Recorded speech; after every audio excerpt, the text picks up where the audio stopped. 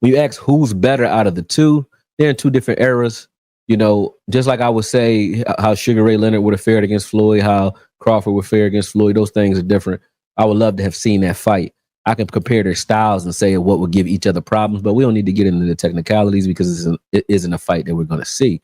I think both bring something to the game that would give the other a lot of issues. Floyd being like a master adjuster, mid-game adjuster, he will give Crawford problems because Crawford's the type that once he figures out your pattern, he's going to disrespect you and walk you down, right? And he's going to switch his style up. But that style switch usually gives, most fighters problems, but not a fighter that can adjust on the fly like Floyd. So not saying it wouldn't give him problems, saying he can actually adjust to it. So that would be a great fight to see. But when you're looking at it from light competition, like who dominated Canelo more or better, I think they both were different and they dominated in their own way.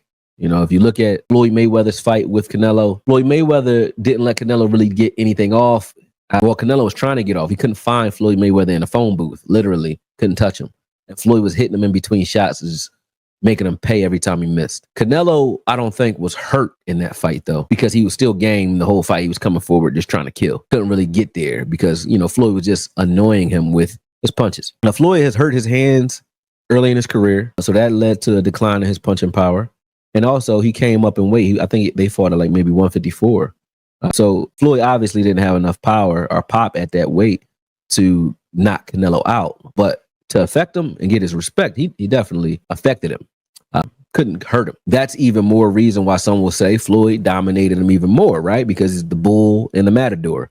Of course, you can't beat a bull head up. But, Floyd was able to, corral him and do certain things that would annoy Canelo by taking angles, shoulder rolling, staying in the phone booth, making him waste his energy and just pot shotting him, right?